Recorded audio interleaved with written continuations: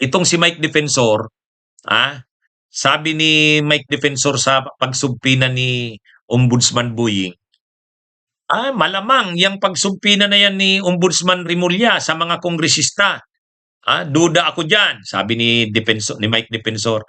Baka gagamitin niya yung mga subpina na yan sa mga kongresista na salin para takutin ang mga kongresista para bumoto sa impeachment ni Sara.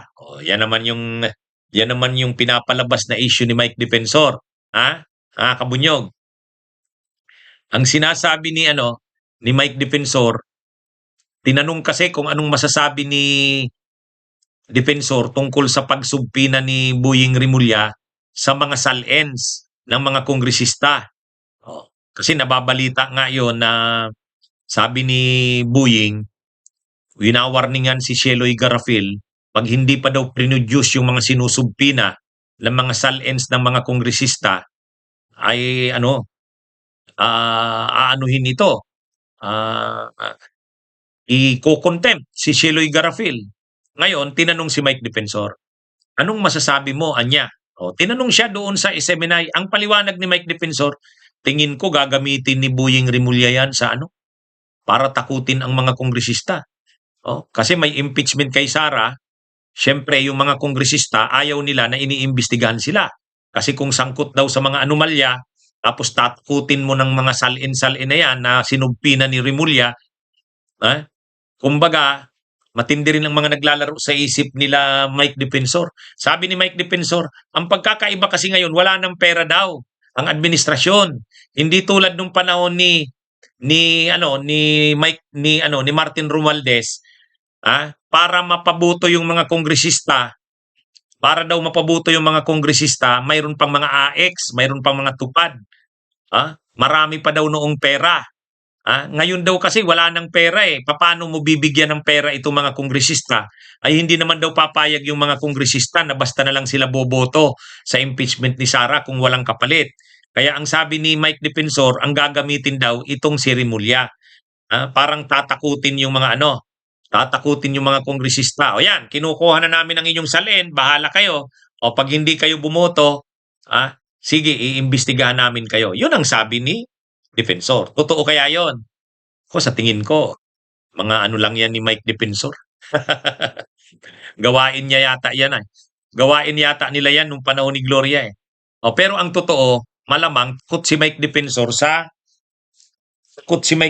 dyan sa na yan. Takot siya sa susubpina ni Buying ng salin. Kasi kahit siya, mahahagip siya Kasi kongresista siya nung 2019 to 2022. At sinabi na rin naman niya ni Buying, napanood ko sa isang interview ni Buying, iimbestigahan nila si Defensor. Kasi masyadong magalaw ngayon si Defensor kung ano-anong pinapakialaman. Nakala mo naman wala siyang baho.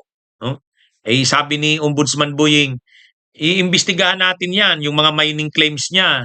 Marami siyang mga mining concessions na inaplayan sa gobyerno, sa Tawi-Tawi o kung saan-saan pa, kasusyo niya mga Chinese. Pero sabi ni Defensor, duda siya kay Buying kasi gagamitin daw yung subpina na yan. Anyway, mga kabunyog, mga kababayan, tayo naman, bigyan natin ng benefit of the doubt si Buying.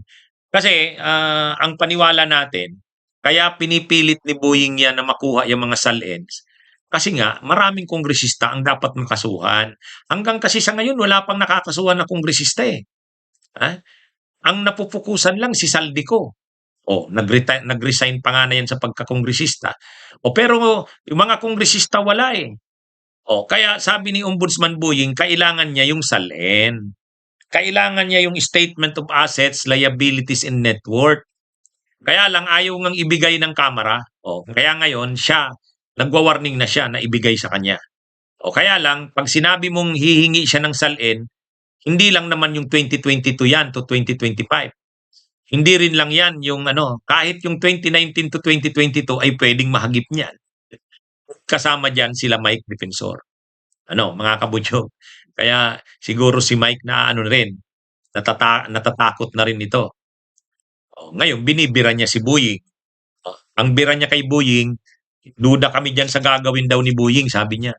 Malamang gagamitin lang yan sa mga kongresista na hindi boboto sa impeachment kay Sara. Sa tingin ko naman, ganyang mga sinasabi ni Mike Defensor, ang layo naman sa realidad niya. Dapat suportahan si Buying sa ginagawa niya. Di ba itong sila Mike Defensor, sila Libby Baligod, paulit-ulit sila na ano daw bang ginagawa ng ombudsman? Parang wala naman daw naiimbestigahan. Ngayong ginagawa na ni Ombudsman Buying yung trabaho niya, binibira na naman nila. Di ba? Binibira na naman nila. Dapat nga, saluduhan nila si Ombudsman Buying, sabihin nila, saludo kami kay Ombudsman Buying. Kasi sinabi na ni Buying kakasuhan daw si Romualdez, kakasuhan si Chis Escudero. O di dapat mag-cooperate na sila kay Buying Rimulya. Kaya ito yung mga hindi mo maintindihan dito sa mga DDS na to dito kila Mike Defensor Galit sila sa administrasyon kay Buying Rimulya kasi hindi raw kinakasuhan sila Martin Romualdez at saka si Martin Romualdez. Gusto nila kasuhan si Martin Romualdez. Ngayon, sinabi na ni Ombudsman Buying, kakasuhan si Martin Romualdez. Tapos sabi pa ni Buying Rimulya, kukunin namin yung mga salin. May sila, yung Sofonio Gabunada, Deputy Secretary General yan, panahon ni Martin Romualdez. Ang sabi ng ombudsman, napaka-importante nitong si Gabunada. Ito yung missing link. Tapos ngayon, galit na naman sila Mike Defensor sa ginagawa ni Ombudsman Buying kasi ang pagsubpi na daw ng SALN ay gagamiting panakot sa mga kongresista para bumoto sa impeachment si Sara. Ano talaga kayo? Hindi na ito maintindihan mga DDS na to Mga kabunyog. Nung una, hinihingi nila na dapat daw si Sara Duterte bigyan ng pagkakataong madepensa ang sarili, opportunity to be heard, due process. Tapos ngayon, binibigyan ng opportunity to be heard, hindi naman. Hindi naman nagko-cooperate kung ano-anong issue, procedural. Tapos ngayon na naman, sabi nila, bakit daw yung ombudsman hindi kinakasuhan sila Romualdez? Ngayon, sinabi na ni Buying, kakasuhan. Isusumpi na nga yung mga kongresista rin, yung mga SALNs. May komentaryo na naman sila Mike Defensor. Hindi daw yan anong sabi nila Mike Defensor? Ano daw yan? Kumbaga, mayroon daw ang purpose daw niyang pagsumpi na yan ni Buying ay para lang gipitin ang mga kongresista. Ano ba talaga? Suportahan nyo na si Ombudsman Rimulya. Kung may hawak kayong mga ebidensya laban kay Romualdez, ibigay nyo. Ibigay nyo. Hindi yung kinikriticize nyo na naman. Dinududaan nyo na naman. Pinagdududaan na naman nila si Buying Ba't hindi ba nila suportahan ito? Kasi ang ginagawa ni Buying, gusto niyang makuha ang mga SALNs.